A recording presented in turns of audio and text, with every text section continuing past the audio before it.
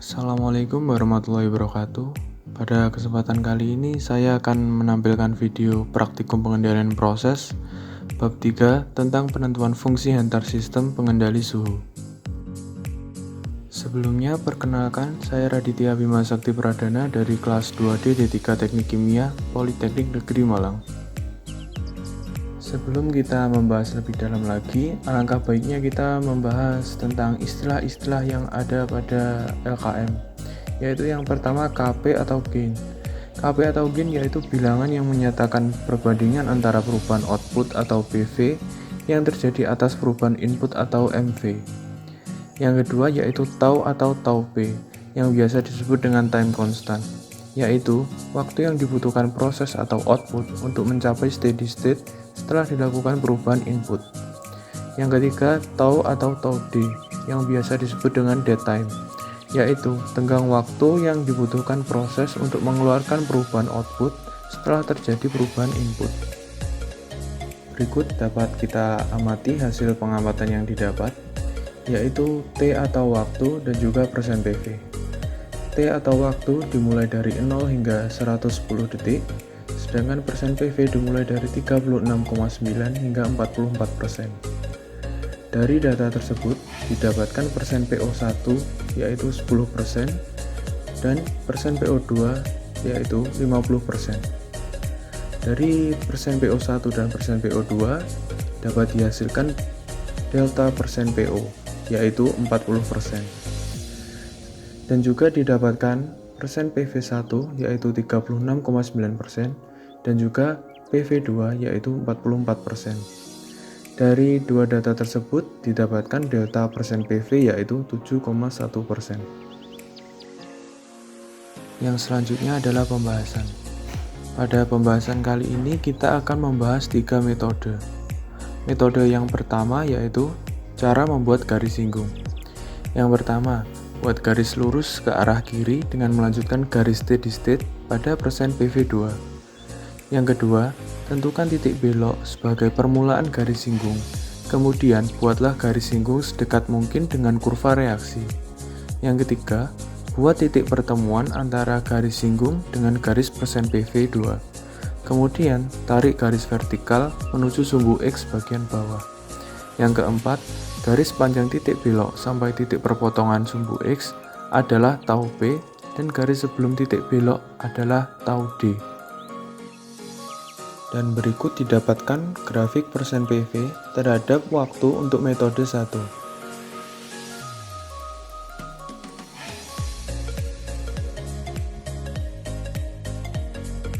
Yang selanjutnya yaitu menentukan nilai KP, tau, dan tau D jika ada dengan menggunakan metode 1. Pada perhitungan kali ini dibutuhkan data-data yaitu persen PV1, persen PV2, persen PO1, dan juga persen PO2.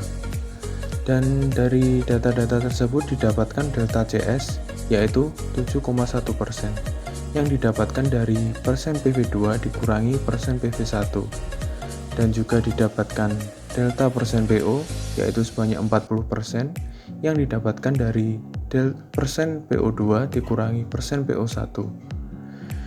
Dari data tersebut dapat kita temukan KP-nya yaitu 0,1775, yaitu menggunakan rumus delta CS dibagi dengan delta persen PO. Dan tau yang dihasilkan yaitu 11. Dan tau D-nya tidak ada.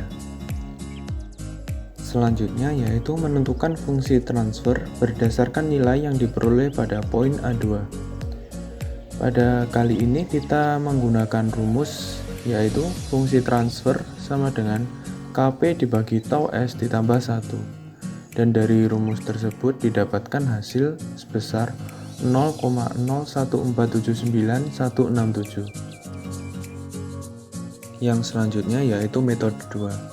Cara menggunakan metode 2 yaitu yang pertama, buat garis lurus ke arah kiri dengan melanjutkan garis steady state pada persen PV2. Yang kedua, cari titik potong dengan cara titik potong sama dengan persen PV1 ditambah 0,632 delta CS. Kemudian, Dari titik potong, buatlah garis horizontal sampai memotong kurva.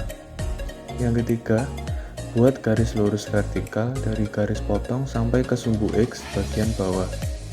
Dan yang keempat, garis panjang titik belok sampai titik perpotongan sumbu X adalah tau P dan garis belum titik belok adalah tau D. Dan berikut didapatkan grafik persen PV terhadap waktu untuk metode 2.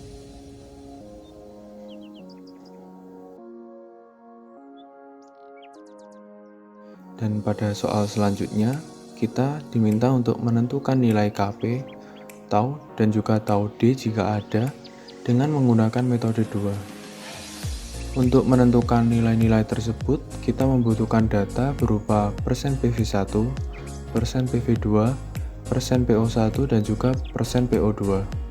Dan dari data-data tersebut, bisa didapatkan delta CS yaitu sebesar 7,1%. Dari rumus persen PV2 dikurangi persen PV1 dan juga didapatkan delta persen PO sebesar 40% yang didapatkan dari rumus persen PO2 dikurangi persen PO1. Dan dari dua data tersebut didapatkan hasil Kp dan titik potong. Hasil Kp yang didapat yaitu 0,1775 yang dihasilkan dari rumus delta CS dibagi dengan delta persen PO. Sedangkan titik potong yang didapat yaitu 41,3872 yang didapatkan dengan rumus persen PV1 ditambah 0,632 dikalikan dengan delta CS. Dan juga hasil tau yang didapat yaitu 11. Soal yang selanjutnya yaitu menentukan fungsi transfer berdasarkan nilai yang diperoleh pada poin B2. Fungsi transfer yang didapat yaitu sebesar 0,01479 yang dihasilkan dari rumus Kp dibagi tau S tambah 1. Yang selanjutnya yaitu metode 3. Cara menggunakan metode 3 yaitu yang pertama, cari titik T1 dan T2 dengan cara T1 sama dengan persen PV1 ditambah 0,283 dikali delta CS. T2 sama dengan persen PV1 ditambah 0,632 dikali delta CS. Dan yang kedua, hitung berapa waktu yang dibutuhkan untuk mencapai titik T1 dan T2. Perhitungan waktu dimulai saat melakukan perubahan input. Dan yang ketiga, hitung tau P dan tau D dengan cara tau sama dengan 3/2 dikali T2 dikurangi T1. Sehingga didapatkan tau D sama dengan T2 dikurangi T.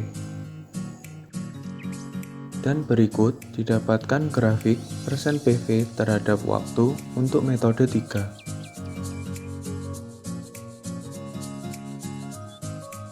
Soal yang selanjutnya yaitu menentukan nilai Kp, tau, dan tau D jika ada dengan menggunakan metode 3. Dan pada perhitungan kali ini masih sama, kita memerlukan data yaitu persen PV1, persen PV2, persen PO1, dan juga persen PO2. Dan dari data tersebut didapatkan delta CS sebesar 7,1% dan juga delta persen PO sebanyak 40%. Dan dari dua data tersebut kita dapat menghitung Kp-nya yaitu sebesar 0,1775. Hasil tersebut didapatkan menggunakan rumus delta CS dibagi dengan delta persen PO. Dan selanjutnya kita akan menghitung T1 dan juga T2-nya. T1-nya yaitu didapatkan 38,9093. Hasil tersebut didapatkan menggunakan rumus persen PV1 ditambah 0,283 dikali delta CS. Dan T2-nya yaitu menggunakan rumus persen PV1 ditambah 0,632 dikali delta CS sehingga didapatkan hasil 41,3872. Dan dari dua data tersebut sudah dihitung, kita bisa menghitung tau-nya. Dan tau-nya didapatkan 3,71685 yang didapatkan menggunakan rumus 3/2 dikali T2 dikurangi T1. Sehingga Setelah kita menghitung tau dan juga T2, kita bisa mendapatkan tau D-nya, yaitu sebesar 37,67035. Soal selanjutnya yaitu menentukan fungsi transfer berdasarkan nilai yang diperoleh pada poin C2. Dan pada perhitungan kali ini kita menggunakan rumus fungsi transfer sama dengan KP dibagi tau S plus 1, sehingga didapatkan 0,03763.105. Sekian yang dapat saya tampilkan. Apabila ada kurang dan lebihnya saya mohon maaf. Terima kasih. Wassalamualaikum warahmatullahi wabarakatuh.